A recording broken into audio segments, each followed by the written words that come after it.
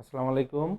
সম্মানিত অভিভাবক মণ্ডলী এবং প্রিয় শিক্ষার্থীবৃন্দু, সবাইকে আজকের দ্বিতীয় শ্রেণীর ভিডিও ক্লাসে স্বাগতম। তো আমরা আজকে সরাসরি ক্লাসে চলে যাব। প্রথমে যে বাংলা দুইটা বিষয় দেওয়া হয়েছে, এক নাম্বার হচ্ছে বইয়ের 28 পৃষ্ঠা থেকে 43 পৃষ্ঠা পর্যন্ত রিভিশন করতে হবে। এই পৃষ্ঠাগুলোর মধ্যে দুইটা কবিতা এবং দুইটা গল্প দেওয়া হয়েছে। তোমরা গল্পগুলো ভালো করে রিভিশন করবে, কবিতাগুলো কবির নাম সহ জিগজ্যাগ, জ্যোতিচিহ্ন, বানান সহ ভালো করে রিভিশন করবে। আর গল্প এবং অনুশীলনী, গল্প এবং কবিতার যে অনুশীলনী আছে, অনুশীলনী শব্দার্থ, প্রশ্ন উত্তর, শূন্যস্থান, যুক্তবর্ণ বা অন্যান্য যে আইটেমগুলো আছে এগুলো তোমরা ভালো করে রিভিশন করবে। এখান থেকে পরবর্তী মডেল টেস্টে কোশ্চেন হবে।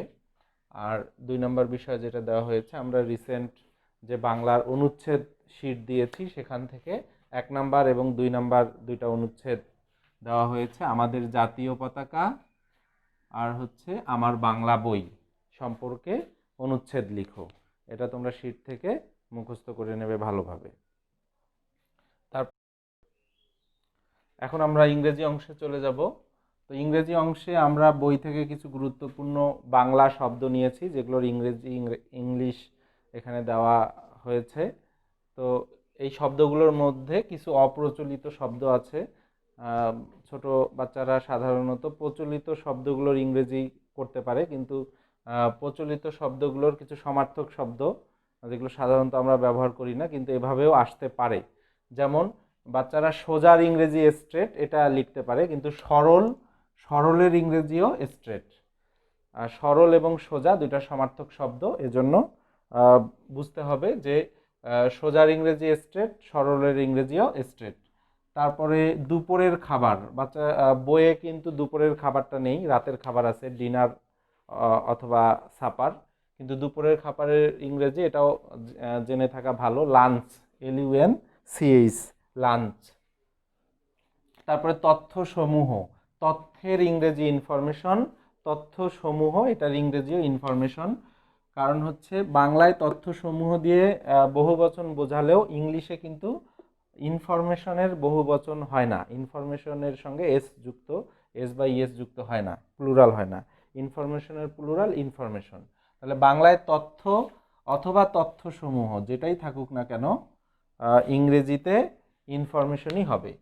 এরপরে বাণিজ্যিক, এই বাণিজ্যিক বাংলা বানানটাও কিন্তু খুবই গুরুত্বপূর্ণ। বাংলা বানানে মধ্যাহ্ন ঋষিকার, মধ্যাহ্ন ঋষিকার, জয় জফলা ঋষিকার, বাণিজ্যিক। ইংরেজি হচ্ছে কমার্শিয়াল। তারপরে সঠিক, অধিকার, সত্য, সত্য মানেই অধিকার, অধিকার মানে সত্য, আর হচ্ছে সঠিক। এই ওয়ার্ডগুলোর একটাই ইংরেজি রাইট, রাইট মানে হচ্ছে অধিকার, রাইট মানে সত্য, রাইট মানে সঠিক, তিনটাই হবে। অধ্যাপক, অধ্যাপকের ইংরেজি হচ্ছে প্রফেসর, প্রফেসর এখানে দেওয়া আছে। মুখবন্ধ, তোমরা জানো যে মুখবন্ধ প্রসঙ্গ কথা, সূচনা, ভূমিকা এগুলোর ইংরেজি হচ্ছে প্রিফেস। মুখবন্ধ, সূচনা, ভূমিকা, প্রসঙ্গ কথা ইংরেজি হচ্ছে প্রিফেস। এটা বিভিন্নভাবে আসতে পারে, যে সবসময় সূচনা, ভূমিকা বা প্রসঙ্গ কথা দিয়েই আসতে পারে তা না, মুখবন্ধ দিয়েও আসতে পারে, প্রিফেস। এরপরে ধারাবাহিক অনুশীলন, এটাও তোমাদের বইয়ের কাভার পৃষ্ঠার পরে দেওয়া আছে। ধারাবাহিক অনুশীলন, চেইন ড্রিল, চেইন ড্রিল, এই চেইন ড্রিলটা কিন্তু আলাদাভাবে লিখতে হবে, চেইন ড্রিল। এরপরে অভিনয় করা, রোল প্লে, এটাও বইয়ে দেওয়া আছে, অভিনয় করা এটা হচ্ছে রোল প্লে। নির্দেশনাবলী, নির্দেশ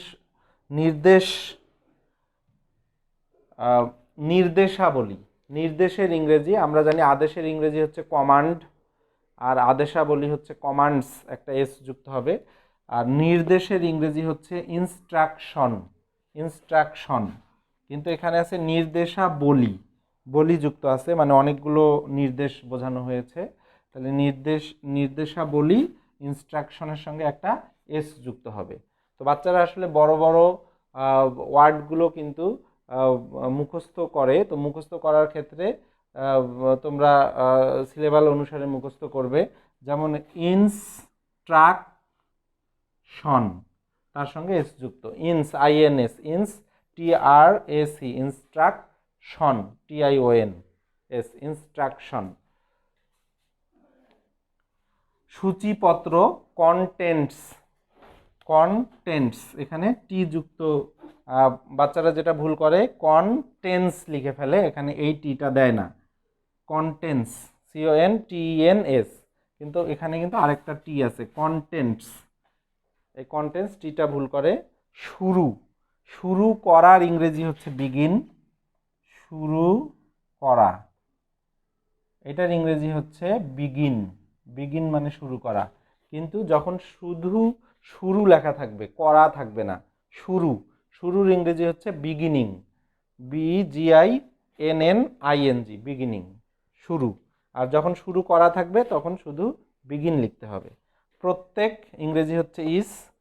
রংধনুর ইংরেজি রেইনবো, কিন্তু রংধনুর আরেকটা সমার্থক শব্দ হচ্ছে রামধনু, এটা বাচ্চারা কনফিউজড হয়ে যায়, এজন্য এটা দিলাম রামধনু, এটার ইংরেজি হচ্ছে রেইনবো। তারপরে এখানে চতুর্ভুজ, তোমরা ত্রিভুজের ইংরেজি জানো ট্রাইঅ্যাঙ্গেল, চতুর্ভুজের ইংরেজি বাচ্চারা যেটা ভুল করে যে অনেকে স্কোয়ার লিখে ফেলে, অনেকে রেক্ট্যাঙ্গেল লিখে ফেলে, কিন্তু স্কোয়ার মানে হচ্ছে বর্গ, রেক্ট্যাঙ্গেল মানে আয়তক্ষেত্র। চতুর্ভুজের ইংরেজি যদি আমরা করতে যাই তাহলে এটা হচ্ছে কোয়াড অ্যাঙ্গেল, QUAD আর quad angle, ANGLE, angle, quad angle. এখানে ডিটা আগে হবে, আরটা পরে হবে। এখানে বাচ্চারা যেটা ভুল করে QUARD লিখে ফেলে, ARD হবে না, QUADR, ডিটা আগে আরটা পরে, কোয়াড অ্যাঙ্গেল অর্থ চতুর্ভুজ। প্রাতরাশটা আসলে নাস্তার আরেকটা সমার্থক শব্দ হচ্ছে প্রাতরাশ, নাস্তার আরেকটা সমার্থক শব্দ প্রাতরাশ, তাহলে এটার ইংরেজি হচ্ছে ব্রেকফাস্ট। তারপর প্রভাত, পূর্বাহ্ন, এটার কিন্তু এগুলো হচ্ছে সকালের সমার্থক শব্দ। সকাল দিয়ে বাচ্চারা পারে মর্নিং, কিন্তু যখন প্রভাত আসবে বা পূর্বাহ্ন আসবে, তখন কিন্তু বাচ্চারা ভুল করতে পারে, কনফিউজড হতে পারে।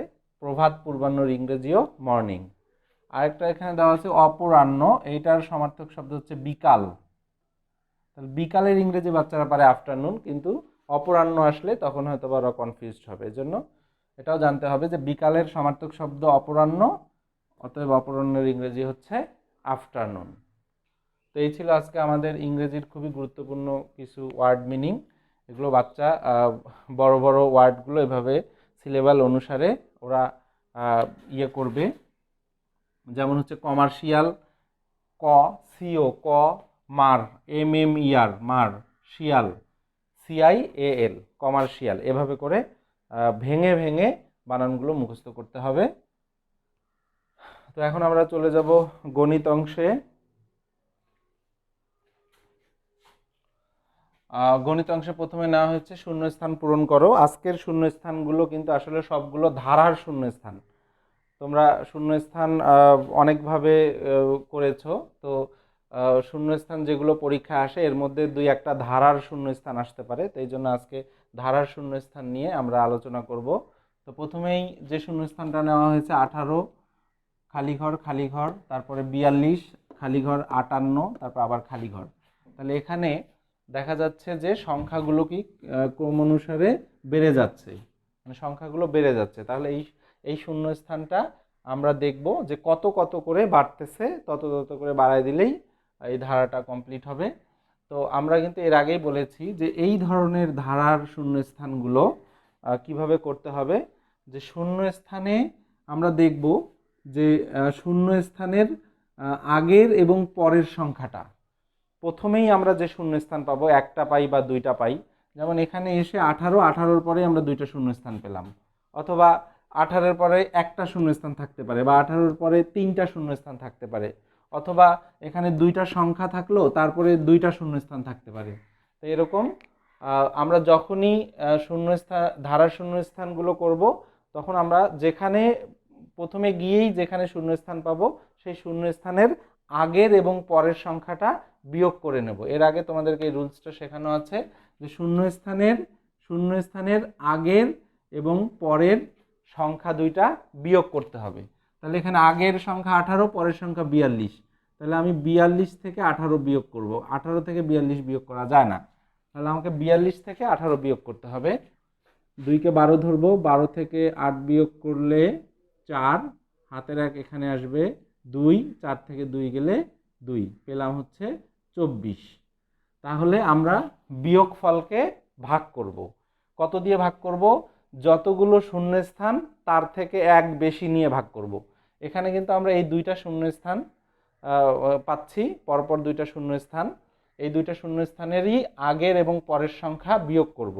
বিয়োগ করার পরে বিয়োগফলকে ওই যতগুলো শূন্যস্থান তার থেকে এক বেশি নিয়ে ভাগ করব। তাহলে এখানে শূন্যস্থান 2টা, তাহলে আমাকে ভাগ করতে হবে এক বেশি নিলে শূন্যস্থান 2টা, এক বেশি হলে হলো 3, তাহলে 3 দিয়ে ভাগ করতে হবে। তো 3 দিয়ে ভাগ করি, 3 দিয়ে 24কে 8 বার যাবে, 3 আসতে 24। তাহলে আমরা ভাগফল পেলাম হচ্ছে 8।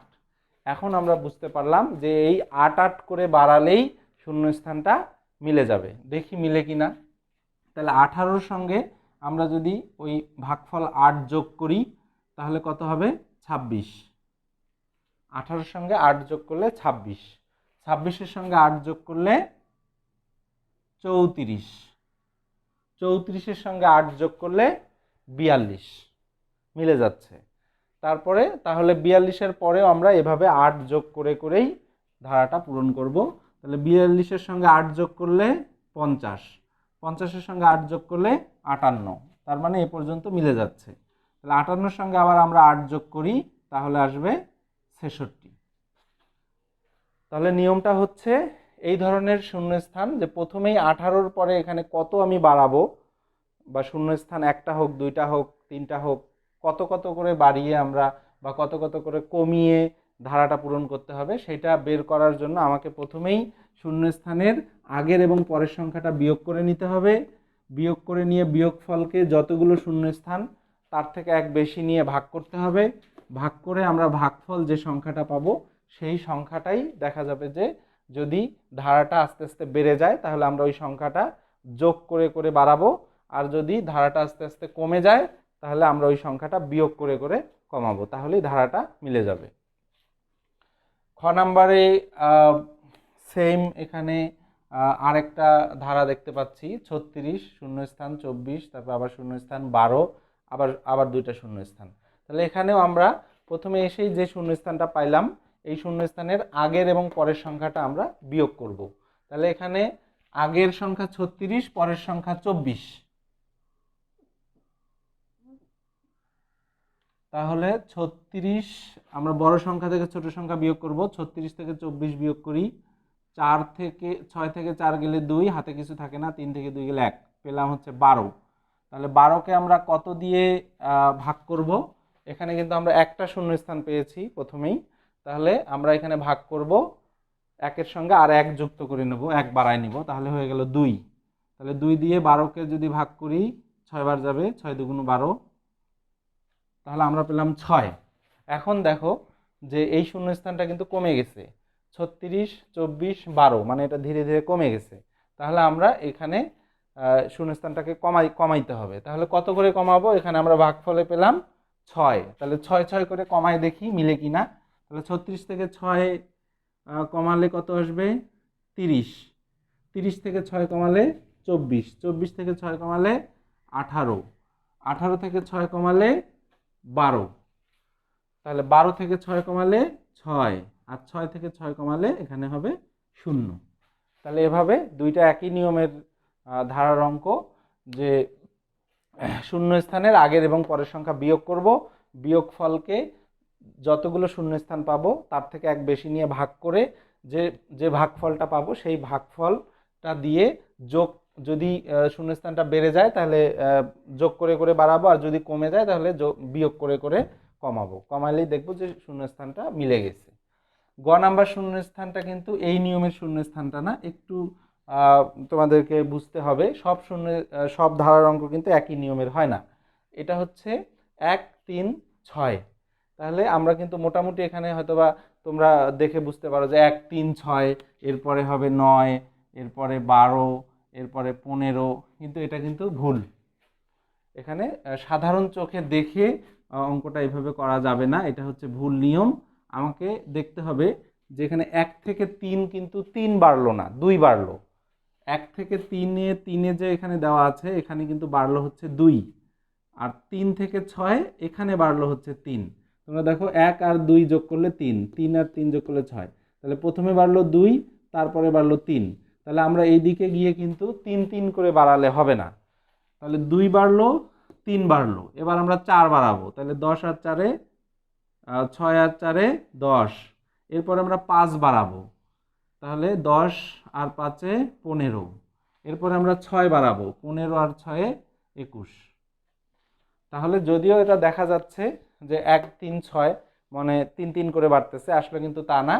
1, 3 মানে হচ্ছে 2 বাড়লো, 3 থেকে 6 মানে 3 বাড়লো, এরপরে 4 বাড়বে, 5 বাড়বে, 6 বাড়বে।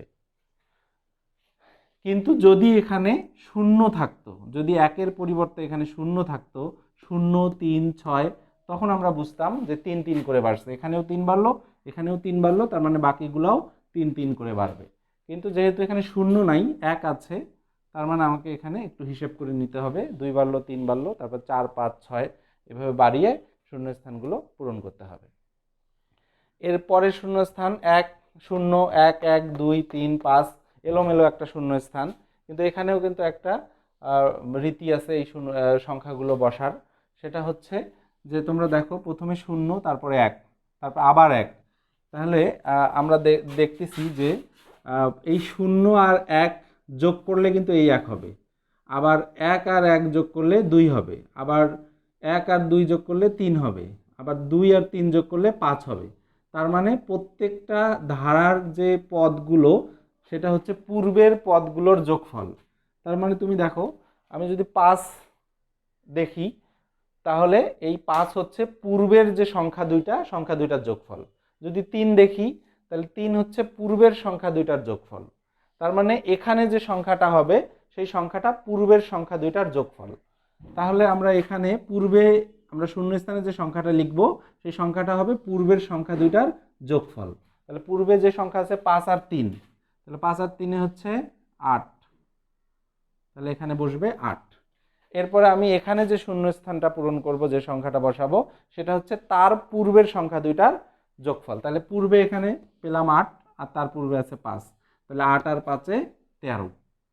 তার মানে এই ধারাটা হচ্ছে যে সংখ্যাটা আমরা শূন্যস্থানে বসাবো, সেটা হচ্ছে আগের সংখ্যা দুইটার যোগফল। নাম্বার, এটা ভগ্নাংশের শূন্যস্থান। এখানে দেখো প্রত্যেকটা যে ভগ্নাংশ দেওয়া আছে, 2/1, 4/1, 8/1, উপরের একগুলো ঠিক আছে, উপরের 1-এর কোনো পরিবর্তন নাই, নিচে হচ্ছে 2, 4, 8 মানে ডাবল হয়ে গেছে। তাহলে পরেরগুলো আমরা হরটা ডাবল করে দিলেই হবে।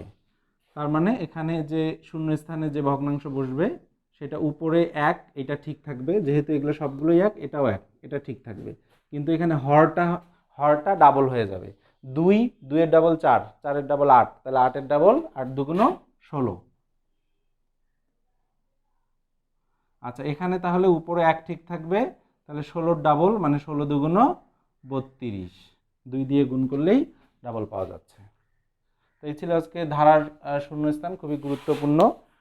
তোমরা বাসায় এগুলো অনুশীলন করবে। এরপরে দুইটা কথার অঙ্ক নেওয়া হয়েছে, সহজ দুইটা অঙ্ক, একটু মনোযোগ দিলেই তোমরা বুঝতে পারবে। তো সমাধান, এখানে অঙ্কটা একটু ভালো করে আগে পড়তে হবে যে মায়ের বর্তমান বয়স পুত্রের বয়সের 4 গুণ। মায়ের বয়স পুত্রের বয়সের 4 গুণ। অবশ্যই মায়ের বয়স পুত্রের বয়সের বেশি হবে, সেটা কত বেশি? 4 গুণ। তাহলে মায়ের বর্তমান বয়স দেওয়া আছে 36 বছর, পুত্রের বর্তমান বয়সটা বের করতে হবে। তাহলে মায়ের বয়স যদি 4 গুণ হয়, তাহলে পুত্রের বয়সটা কি? 4 ভাগ হবে, 4/1 ভাগ হবে। তাহলে আমরা এখানে প্রথমেই দেওয়া আছে কিন্তু মায়ের বয়স, তাহলে মায়ের বয়স মায়ের বয়স 36 বছর। তোমরা কিন্তু এখানে এখানে যে 4 গুণ লেখা আছে, এই 4টা হচ্ছে মায়ের বয়সের, পুত্রের বয়সের 4 গুণ হচ্ছে মায়ের বয়স। তাহলে মায়ের বয়সটাই 4 গুণ, কিন্তু মায়ের বয়স যদি দেওয়া থাকে তাহলে এখানে 4 গুণন করলে কিন্তু পুত্রের বয়সটা বেশি হয়ে যাবে। তো এই জন্য পুত্রের বয়স সবসময় মায়ের বয়সের থেকে কম। তাহলে এখানে 4 গুণ করা যাবে না, উল্টা কাজটা করতে হবে, ভাগ করতে হবে। তাহলে মায়ের বয়স 36 বছর দেওয়া আছে, তাহলে আমরা যদি পুত্রের বয়স বের করতে চাই, এখানে বর্তমান লিখলে ভালো হবে, বর্তমান বয়স। তাহলে পুত্রের বর্তমান বয়স 36কে 4 দিয়ে গুণ করা যাবে না। যদি মায়ের বয়স বের করতাম তাহলে 4 গুণ করে বের করা লাগতো। যেহেতু আমরা পুত্রের বয়স, ছোটর বয়স বের করতেছি, এই জন্য আমাদেরকে 4 গুণ করা যাবে না, 4 ভাগ করতে হবে, 4 দিয়ে ভাগ করতে হবে। তাহলে 36কে যদি আমরা 4 দিয়ে ভাগ করি, খুবই সহজ একটা ভাগ, 9 বার যাচ্ছে, 4 দিয়ে 36কে ভাগ করলে 4 নং 36। তাহলে এখানে পুত্রের বয়স আমরা পেলাম 9 বছর। এটাই অতএব দিয়ে লিখতে হবে যে পুত্রের বর্তমান বয়স কত। পুত্রের বর্তমান বয়স 9 বছর। এই অতএব লাইনটা কিন্তু, অতএব লাইনটা এই এই সমান সমানের সোজাসুজি দেওয়া যাবে না। সমান দিয়ে আমরা যে বয়সটা পাবো তার নিচে এই লাইনটা এভাবে করে লিখে দিতে হবে। বাচ্চারা এই ভুলটা করে অনেক সময়, এই অতএবটা এখান থেকে শুরু করে লিখতে লিখতে এই এই সমানের সোজাসুজি চলে যায়। এটা ভুল নিয়ম, এভাবে করলে অঙ্কে নাম্বার কাটা দিতে পারে। আমাকে সমান চিহ্ন দিয়ে যে বয়সটা পাবো তার নিচেই আমাকে অতএবের লাইনটা লিখতে হবে। আর সবশেষ অঙ্ক, এটাও কথার অঙ্ক, এই বয়সের অঙ্ক, পিতা মাতা পুত্র কন্যার বয়সের অঙ্ক। এখানে বলা হয়েছে পিতার বর্তমান বয়স কন্যার বয়সের 3 গুণ। স্বাভাবিক, পিতার বয়স তো অবশ্যই কন্যার বয়সের বেশি হবে, সেটা কত বেশি? 3 গুণ। এখন 3 বছর পূর্বে কন্যার বয়স ছিল 9 বছর। 3 বছর পূর্বে কন্যার বয়স ছিল 9 বছর। এখন কিন্তু এই 9 বছর, কন্যার বয়স যে 9 বছর, এটা কিন্তু বর্তমান বয়স না, এটা কিন্তু বর্তমান বয়স না, এটা হচ্ছে 3 বছর পূর্বের বয়স।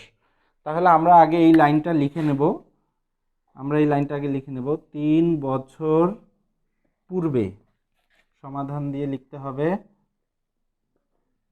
3 বছর পূর্বে কন্যার বয়স ছিল 9 বছর। এটা 3 বছর পূর্বের বয়স, এই 9 বছরটা হচ্ছে 3 বছর পূর্বের বয়স। তাহলে এখন বয়স কত? যদি আমি তোমাকে প্রশ্ন করি যে তোমার 2 বছর পূর্বে তোমার বয়স 6 বছর ছিল, 2 বছর পূর্বে, তাহলে এখন কত? তাহলে 6 এর সঙ্গে 2 যোগ করলে এখন তোমার বয়স 8 বছর। সেরকম 3 বছর পূর্বে কন্যার বয়স যদি 9 বছর থাকে, তাহলে বর্তমান বয়সটা কত? আমাকে বের করতে হবে আগে বর্তমান বয়স। তাহলে কন্যার বর্তমান বয়স 9 বছর ছিল 3 বছর পূর্বে। যেমন তোমার 2 বছর পূর্বে 6 বছর, এখন হচ্ছে 6 আর 2 8। সেরকম কন্যার বয়স 9 বছর 3 বছর পূর্বে ছিল, তাহলে এখন 9 আর 3 12 বছর। তাহলে কন্যার বর্তমান বয়স 9 যোগ 3 বছর সমান 12 বছর। 3 বছর পূর্বে 9 বছর ছিল, এখন বর্তমান বয়সটা হচ্ছে 12 বছর। কিভাবে 12 পেলাম? পূর্বের বয়সের সঙ্গে 3 যোগ করে 12 বছর পেলাম। এখন কন্যার বর্তমান বয়স পেলাম, তাহলে পিতার বর্তমান বয়সটা খুব সহজে বের করা যাবে। পিতার বয়স তো অবশ্যই বেশি হবে কন্যার থেকে, তাহলে কত বেশি? 3 গুণ। তাহলে আমরা কন্যার বয়সটাকে 3 দিয়ে যদি আমরা গুণন দেই তাহলেই পিতার বয়স পেয়ে যাব। তাহলে পিতার বর্তমান বয়স, তাহলে কন্যার বয়স বর্তমান হচ্ছে 12 বছর, তাহলে পিতার বয়স হচ্ছে 3 গুণ। পিতার বয়স হচ্ছে 3 গুণ, তাহলে হচ্ছে 3 12